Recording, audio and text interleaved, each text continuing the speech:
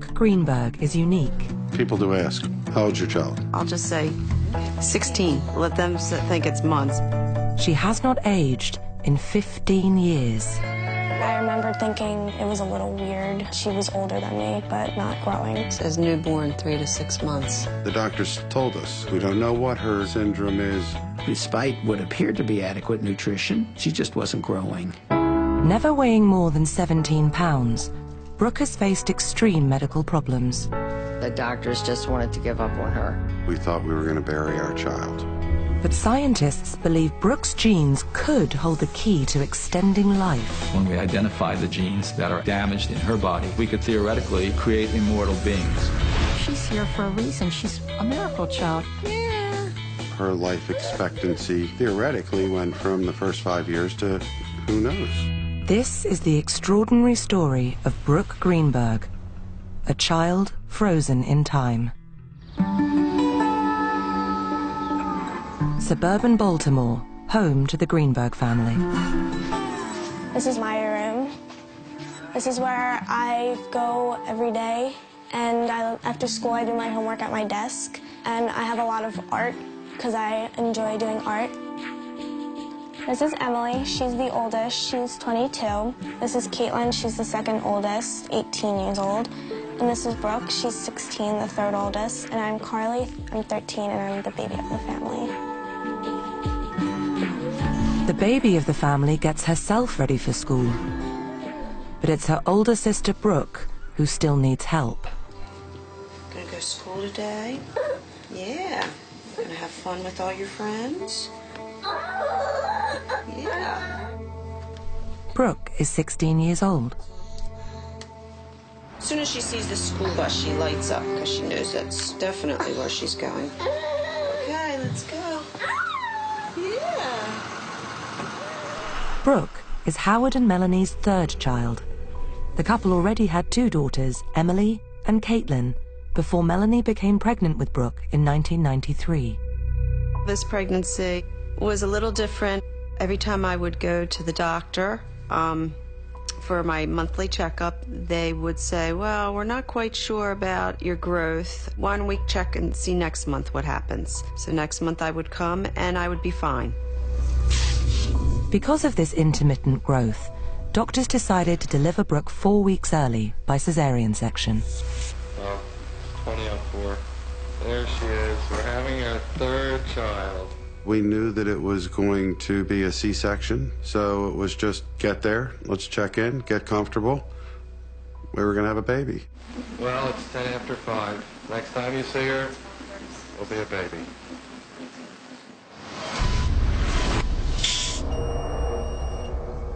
Baby okay? She's just a little small baby. We were told that there were some complications, and we visited, put our gowns on, and did what we had to do as a family for support. Brooke would spend 5 weeks in the natal intensive care unit. As well as her low birth weight of only 4 pounds, there were other issues that concerned doctors. As we examined her more and more, even over the first 12, 24, 48 hours, realized there were some other unique features to her. Her hips were dislocated, and from the orthopedic standpoint, they were dislocated in a most unusual manner. Look at that leg just out there. But the leg's working and everything. Look at that. It was very clear to see that one of the legs was sort of flipping up in the back of her head because it was trying to go back into its normal position. It was a rare thing. They could fix it. It was no big deal. After a 5-week stay in hospital and an operation to fix Brooke's hips, she was finally allowed home to begin life with her 2 elder sisters.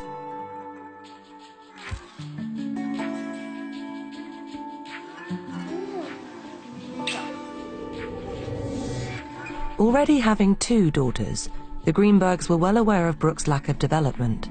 She did certain things. Of course, she slept through the night. She was eating. But sitting up at 4 months. She wasn't doing that. She wasn't doing any of that stuff because she was so little. It was like 6 to 9 months we realized she's really not developing as fast. She'd be in the 2 percentile or 3 percentile.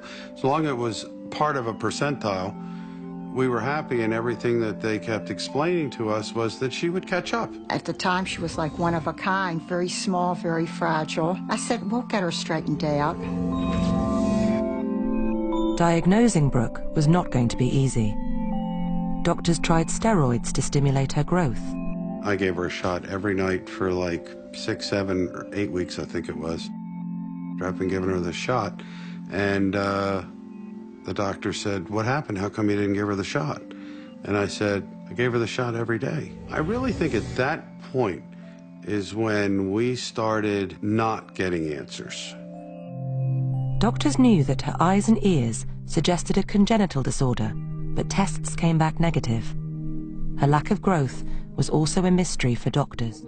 Despite what appeared to be adequate nutrition, and had every reason to believe that she was taking in adequate calories and fluid volume, she just wasn't growing. In medicine, you like to be able to label something. The thing about Brooke is she doesn't fit anybody else. It's frustrating, but we don't always have the answers. With doctors unable to explain Brooke's lack of growth, they labeled her as having Syndrome X, an unknown condition. I didn't want to have a diagnosis because I didn't want to know what the future held. We just took each day as it is. Taking each day as it came was important to ensuring Emily and Caitlin had a normal life with their younger sister. We would always play and dance with her. We had like this little box, like this little cardboard box, and we would put like pillows in there and put her in there and just stroll around the house with her. She used to love to just like run with us holding her back, and probably not so safe, but like just up and back. Although Howard and Melanie were trying to make life as normal as possible for their 3 daughters, the lack of answers about Brooke's condition weighed heavily on them. The parents obviously were frustrated and very concerned, as were all the physicians who were involved. Our life was just going from one doctor to another doctor, getting no answers, nothing dramatic until she was up until 3 years old. And then when she hit 3, then our life came to a crashing halt. That's when she started to get really sick.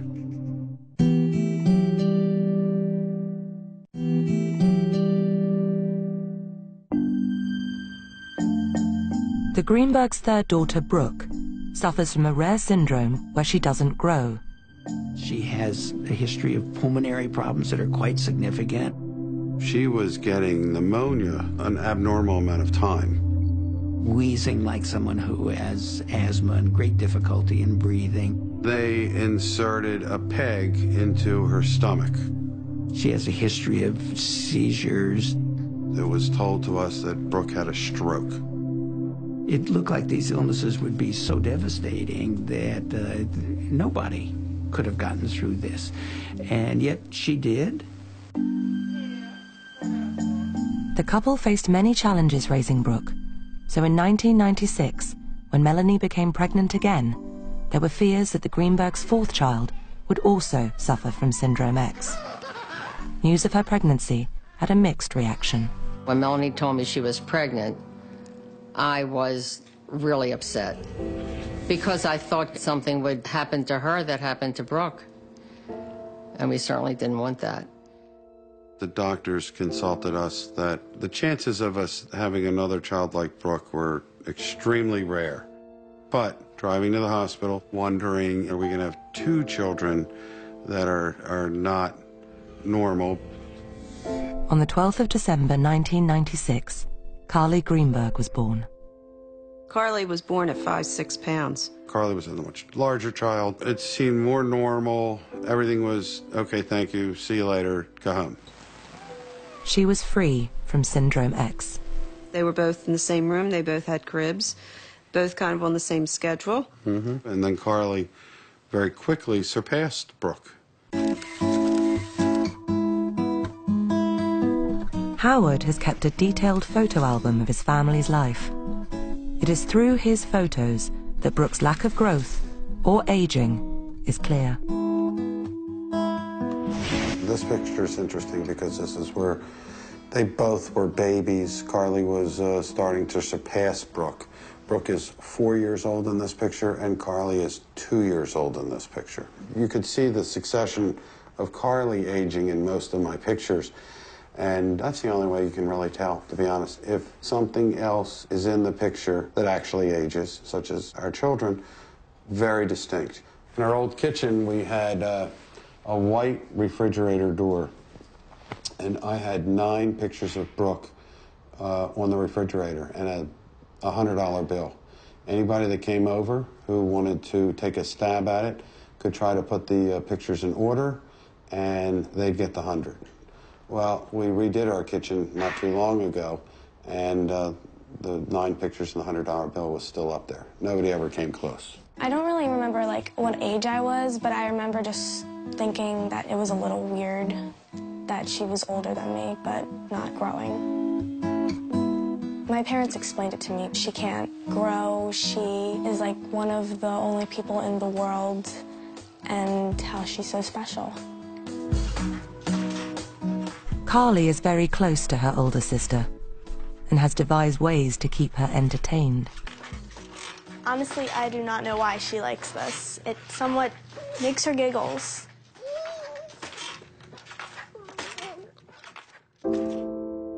From 1 to 4, Brooke changed. She got a little bit bigger, but at 4 to 5, she stopped. We still thought that there would be hope. I would think as a parent, you probably never completely give up the idea that maybe it'll happen either spontaneously or because genetically you might be able to do something. It slowly became more evident to everybody that she really wasn't going to do much growing.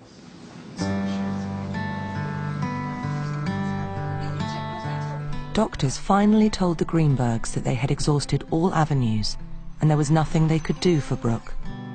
She would remain the size of a 7-month-old baby. Her development delayed. It changed us. I mean, we now have the situation we're going to live with a handicapped child.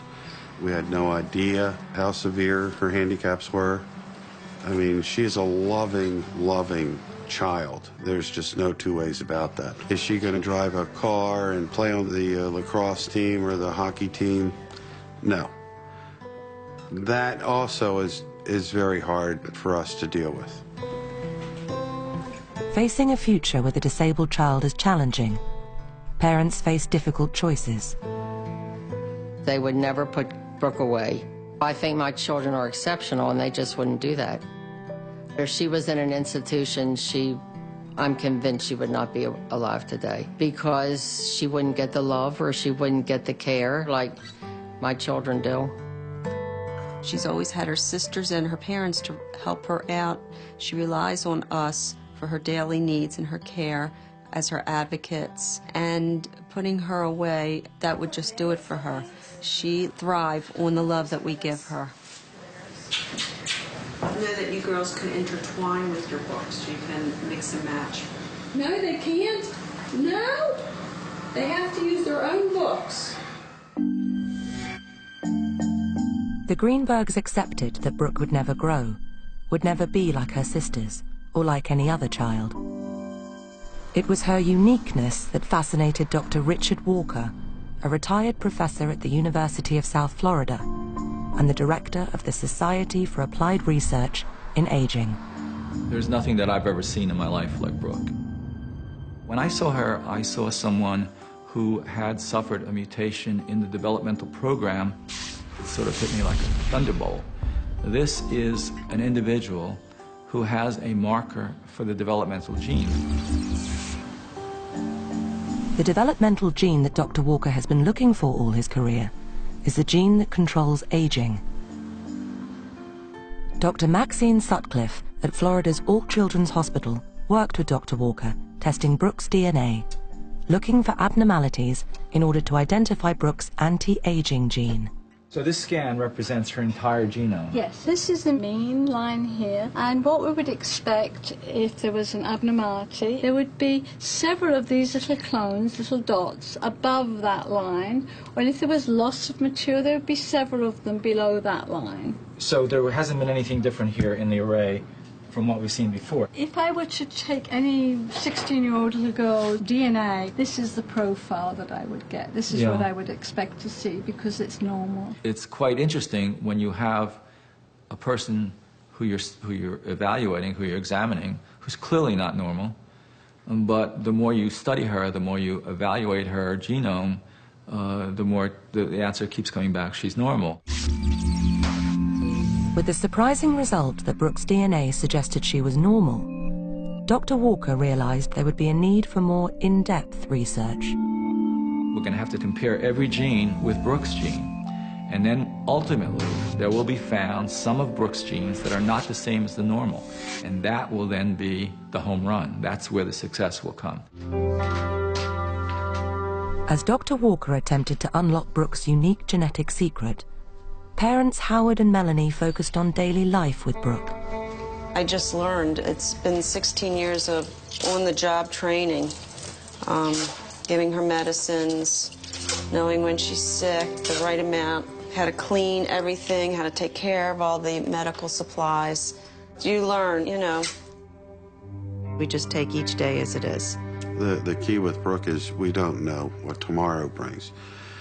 With normal kids, you know they're going to wake up, they're going to go to school, they're going to run outside and play. I think that's the mystery of living with Brooke. Tomorrow, is she going to wake up? The Greenbergs have not let fears for Brooke's health take over their lives. They try to keep daily life as normal as possible. Howard works for a food sales company. I'm in outside sales. Baltimore County's my territory. And I'm responsible for making sure the customers are happy. I'm very fortunate that the company I work for is very educated about Brooke. If something does happen and I do have to take off a couple days, there's never any questions asked. And the importance of my job to keep my family going is like any other guy. Hey, Bill. How you doing, Howie? I think you'll see with this burger, you're going to serve a much better hamburger. For the Greenberg daughters, too, life has revolved around Brooke and her needs. I think that I did have a fairly normal childhood. I'm also the oldest child, so I just kind of had to grow up a little bit faster than other kids my age because they didn't have like the responsibilities that I would have. I've learned how to give her medicines and all that kind of stuff, and I think I'm more aware to knowing like when she doesn't feel well, and I'm more alert for those kinds of things. With no speech ability, Brooke relies on her family to interpret her moods and feelings. When she's not happy, she starts crying like hysterically, or she bangs her head like she just did, or shakes her head no a lot and moves her hands. And she's happy when she giggles a lot. Carly takes her off the school bus. She babysits with her. She changes her. She knows how to do everything, as do the other girls. If Melanie and Howard want to go out, the girls stay home. They'll take turns and babysit if they don't have anyone else there. Brooke will always need someone to care for her. She will never be a normal 16-year-old girl. But in small ways, like shopping for clothes, her family try to treat her like a regular teen. She doesn't have that infant look. She lost her baby fat. We dress her like we dress, in jean jacket, jeans, little tennis shoes. We're going shopping, looking for Brookie to get some clothes. I like to pick dresses and things that I know that she would like to wear, but things like that I would also think that is cute. We'll see what they have. The Greenbergs have shopped at this mall for years. Hi, how are you? Returning year after year with Brooke, they have faced many curious shoppers. People do ask, how old's your child? How old's your baby? Usually we say a couple years. I'll just say 16 and leave it at that. Let them think it's months. Oh, what do you see, Brooke? What do you see? So cute. I like this color better. That one better?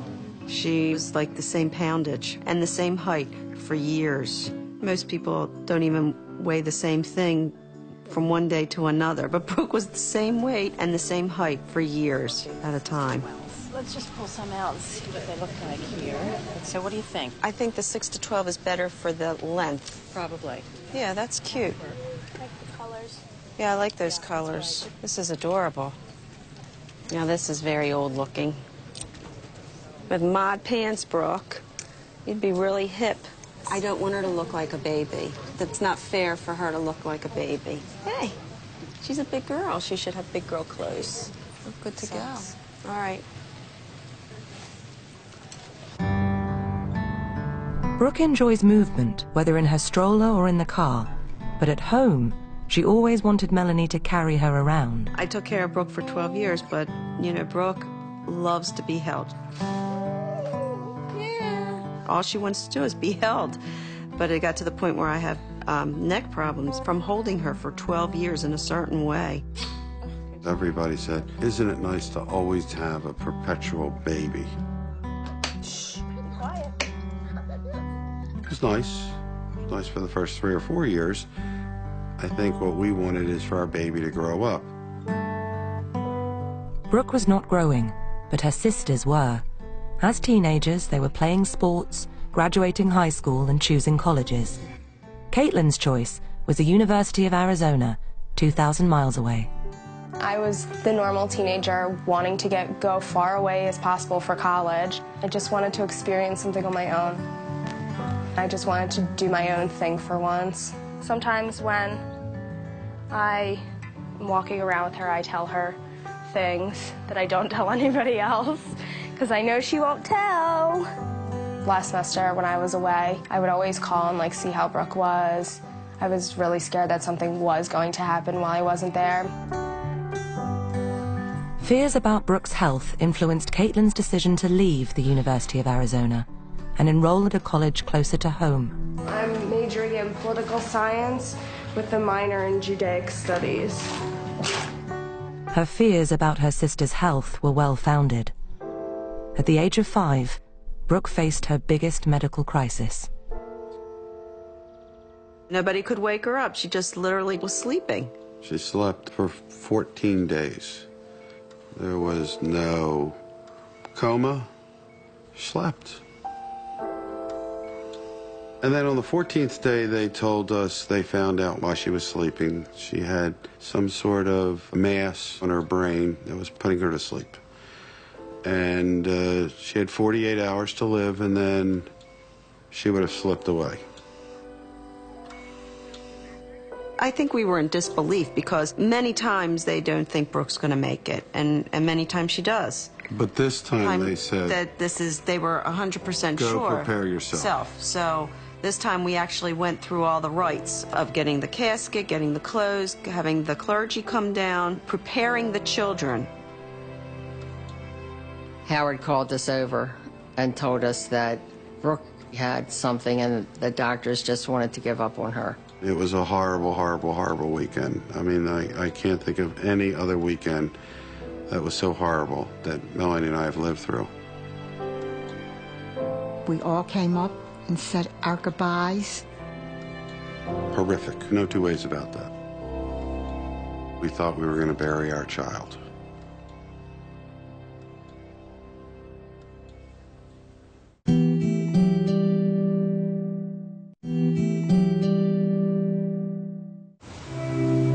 With Brooke being so unique, doctors had no other cases to compare her to.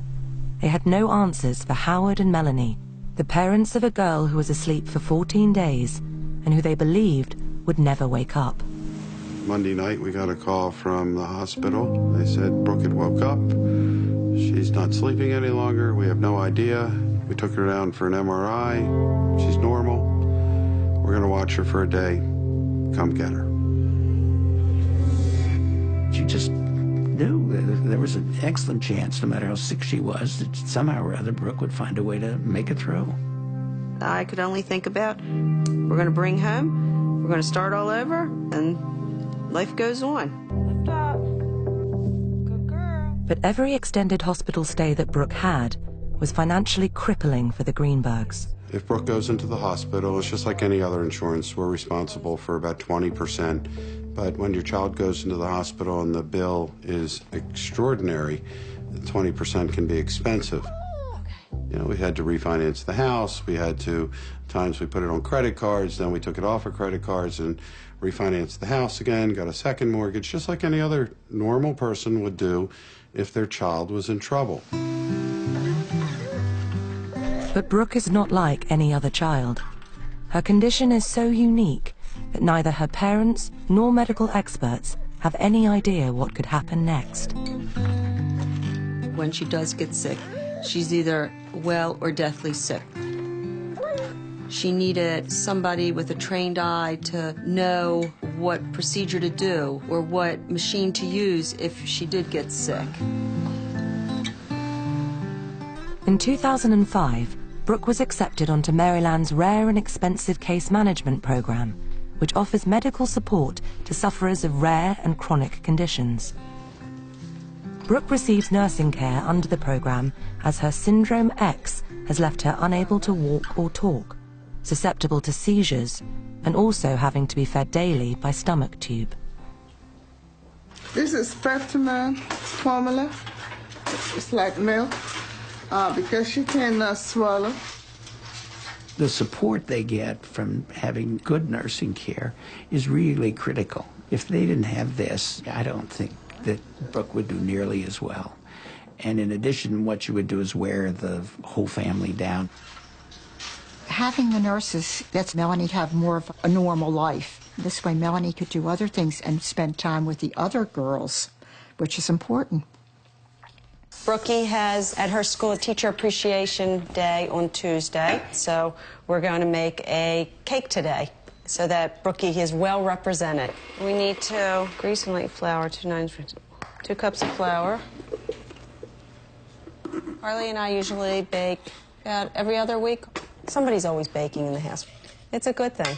We bond. This is our quality time together. Put that in.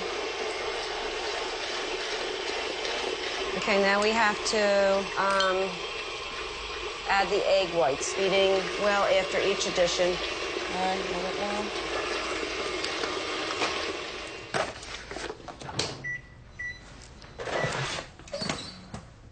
well. That's the best part. Brooke took the cake to Ridge Ruxton, a school for children with special educational needs that she has attended since she was 5.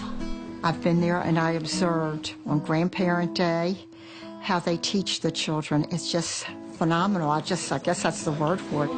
She scoots around in that little chair. She can't wait to get out of that classroom. She goes down the hall. She's busy. Today, Brooke has been given the task of class helper and is taking the register to the office, a task that includes using motor skills and social interaction skills. How are you today, huh? Did you bring something down to the front office? Huh? I got a big shake there, yes. Jewel Adile has taught Brooke for the last 2 years. Today when we came back down the hall after all that long walk and all those changes, when we got back to the classroom, she veered right into her room. And where are we now? Way to go. You know where to go. Trying to find a way to give the children their voice. You got walkers and non-walkers, talkers and non-talkers. How can we kind of level the playing field so that we're all communicating? Brookie brought us coconut cake. Yes, thank you so much. It's coconut cake for Teachers Appreciation. You say we're your friends. We're glad we're your friends. Brooke is old enough to be in the 6th form, but because of her health and educational needs, she is in a mixed age class, where Mrs. Adile uses electronic sounders, shapes and colours to enable Brooke to communicate.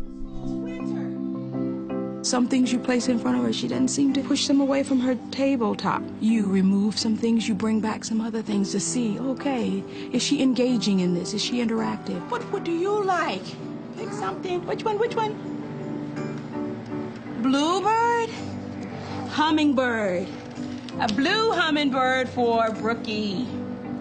I love the school, and I love what they provide for her. They have taught her a lot. It's just wonderful what they've done. These are pictures made by Brooke in school, okay? The teacher took her little thumb, and then they go all over. That's how they make the pictures. And she glues the little hearts on, and this is another little picture that she made that I cherish. When you're here in school and it's 8:45. Not only does Brooke participate in art classes, she also has regular music classes. You play your bells. When you're here in school and it's 1:45 and you want to have a little fun, you play your bells. You play your bells. Brooke has spent 11 years at Ridge Ruxton School, and she celebrated her 16th birthday there. Her 16th birthday. We were so excited. You know, a typical teen will be getting a driver's license. I'm trying to think of things we could use, props we could use. And 2 of her sisters were here, and her mom was here, of course. I tell her, Mom, you brought her into the world, and I'm going to help bring the world to her. I don't think in the beginning there were many people who thought that maybe she would even get up to be 16. She's already passed most of the expectations that have been placed for her, so it's more realistic to just take one day as it is with her. Brooke had made it to Sweet 16. She is a unique teen who has not aged in 15 years. You don't have to be a rocket scientist to see that she is 16 and a half years old, she's 30 inches tall, and she's 16 pounds. And she looks like a 6.5 to 7-month-old baby. Do I feel that there could be some scientific answer that she holds? Yes, I do. It is Dr. Richard Walker's career goal to unlock Brooke's genetic secrets. He has come to Baltimore to visit the Greenbergs. Hey, there's the girl. Hi, Brooke. Hello. How are you, Brooke? Good to see you again. How's she been doing now? Good? She's doing fine. She looks great. She's doing good. 16 years old now. I guess I'm scaring you, huh? I haven't seen you enough. Well, maybe I better back off. It was funny that Brooke got so upset. I guess she hasn't seen me for a while. She is like a teenager, a typical teenager. She likes her space. She likes to be independent. I mean, I can't come down sometimes. She gets mad if I'm infringing on her space. It's not you. Don't take it personally. It's well, just her. It's Brooke. She'll let you know when she's happy or when she doesn't like something. Dr. Walker receives a warmer welcome from Howard, who has questions about Brooke's future. A normal person would live to anywhere from 65 to 75. Is it possible that she could live well beyond that? You know, I've said that Brooke is a very unique person. We have got really no history to go back to and say, well, has this happened before? How long has the person lived? We can only ask the question, does she have the potential to show us that developmental slowdown will extend life? If Dr. Walker's research could find the gene that slows down aging, it would be a medical breakthrough. If indeed I'm correct in the premise that aging is a degenerative process that's associated with an essential survival process that we can actually turn off eventually, then we might indeed have the key to longevity. I'm not talking here in any sensational way of saying that this is the fountain of youth, but in fact it could be that. It gives us the opportunity to understand the process of aging, and so it has boundless potential.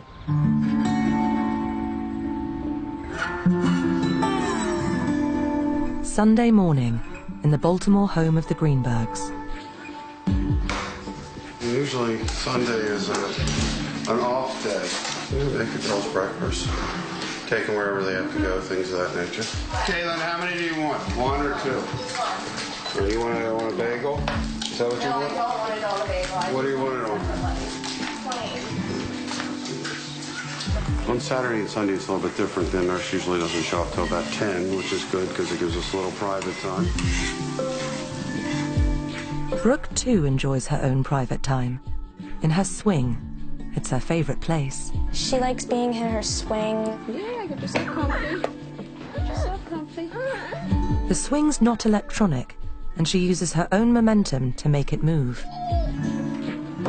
You know when she's in a good mood, when she's in her swing, she's happy, she's laughing. She likes to be independent. When she's in her room in her swing, she likes to be by herself. That's how she communicates. Brooke is in her room, and because it's raining out, it's not such a great day for her to go out, so she'll probably be downstairs all day. And getting ready for tomorrow, which starts school again. So it's her day off. We like to think of it. Brooke says that's not true. No, she's saying no. No? No.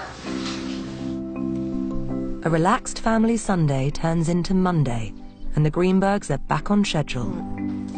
Good morning. Good morning, sunshine. How are you?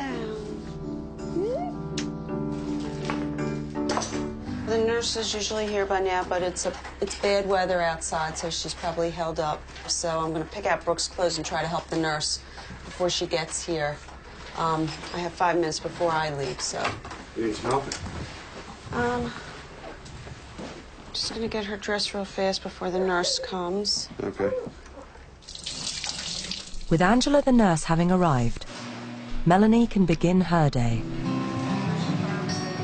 3 times a week, she takes her other children and their friends to school and works part-time as a graphic designer for a travel company. I go to work a couple days a week. Just have to learn the art of juggling, but it gets done. I enjoy driving Carly to school. I think I'll be sad when I don't have to take any of the kids to school. All right, girls. Bye. All Thank right, you. girls, have a great day. It's sad when I see children that were born the same year as Brooke, when I see where they're at in school and what they're doing with their life and their accomplishments, and then, you know, and then I look and see where Brooke is at, and it hits home, and it's very sad. She's a very lucky little girl that she's in a wonderful family, school, wonderful doctors. Everybody loves her. And when a lot of my friends know that I have a handicapped granddaughter, they'll say, oh. I say, no, it's not oh. She's here for a reason. She's a miracle child. No, it's not oh. No.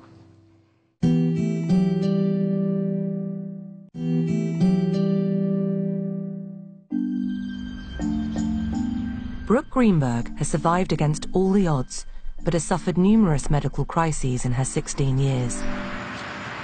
Melanie is picking Brooke up from school to take her to see her pediatrician, one of a team of doctors who regularly monitor Brooke's health. Just give it a big push. Hey, boo-boo. Hi. You ready to go see Dr. Pakula? Some days she likes Dr. Pakula, some days she doesn't. We'll see what happens today. Dr. Pakula has been Brooke's pediatrician since she was born. Here's normal growth curves we use for girls, and here's her height way down here, way down at below the lowest for the weight. And her weight is actually off this chart. It's so low. See, there's Dr. Pakula. Good day. How are you? It just really sounds good. I'm not going to do anything. Oh, I know. I know. She's really a very misleading young lady as far as how strong she is and how vigorously she can protest. It's the roller coaster ride that we live with. And I think if something happened to Brooke tomorrow, we would be frantic. But I think somewhere back in my mind, I'm okay, she can be okay.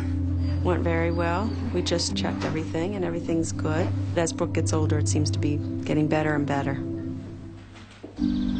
With Brooke's future looking more stable, the Greenbergs have settled into a welcome routine. College for Caitlin. I have an 8 a.m. and then a 10 a.m.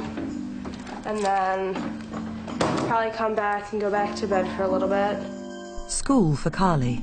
I like math, science, and art. And school for Brooke, And you will turn the page.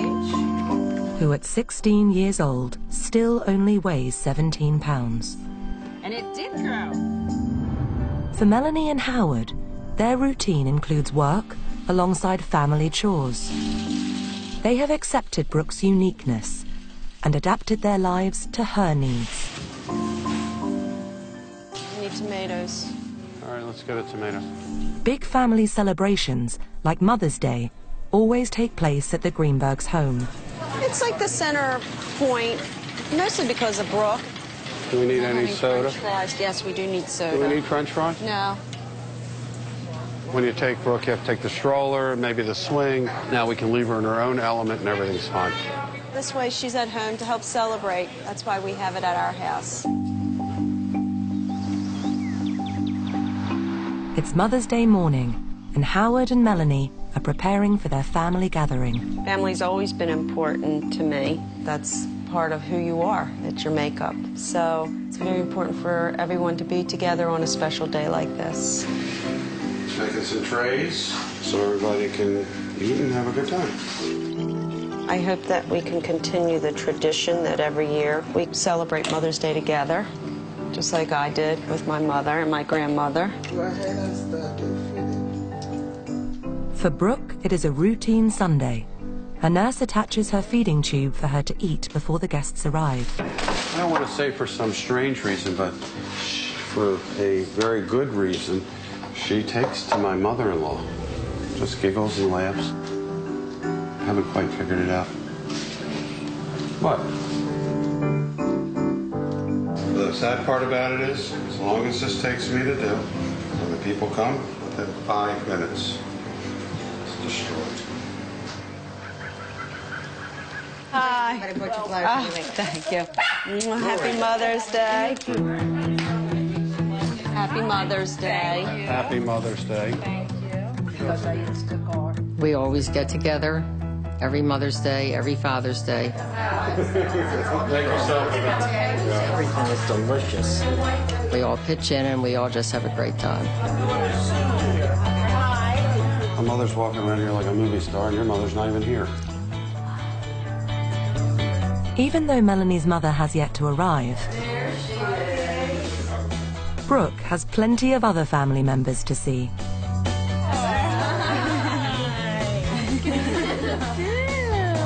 Happy Mother's Day. Okay. Brooke's always included. Always. Hi, Brookie baby. She'll be right there with us. Everybody puts their hands out. They all want her. Hi, sweetheart. Can you get any more fingers in your mouth?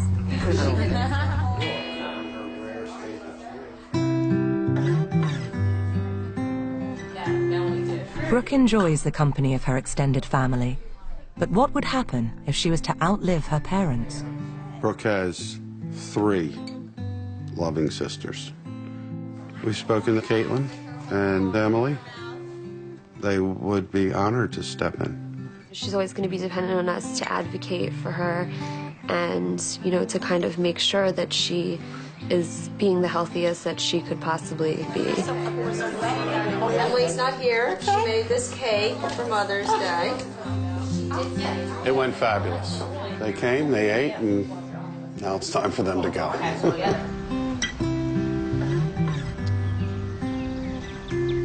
With Mother's Day celebrations winding down, Brooke returns to her routine, in her room, playing with Carly. But could research into the mutated gene that's caused her to be frozen in time help others? I have great confidence that we're going to find the problem gene, which will then set us up for the next stage, the cancers and the heart diseases and the Alzheimer's disease. All of those have the potential to be made less severe as a result of our ability to change or maybe soften the onset of aging. It's unlikely any of Dr. Walker's future research or discovery will help or change Brooke. But the Greenbergs are happy as they are. If somebody knocked on the door right now and said, it's a guaranteed pill, give this to Brooke, she'll be fixed. Well, first I would say to him, she's not broken. And B, I would say thank you, but no thank you. As long as she's here, that's Howard and our job, is to make sure that she has a wonderful future. And so far, we try to provide that for all of our kids. Sadly, Brooke recently passed away, aged 20.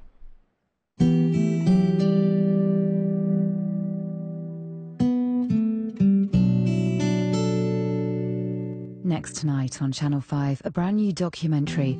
With over 11,000 calls a year made to support centres, the abuse is shocking. When you realise it's from a violent child, it's even more distressing. Stay put.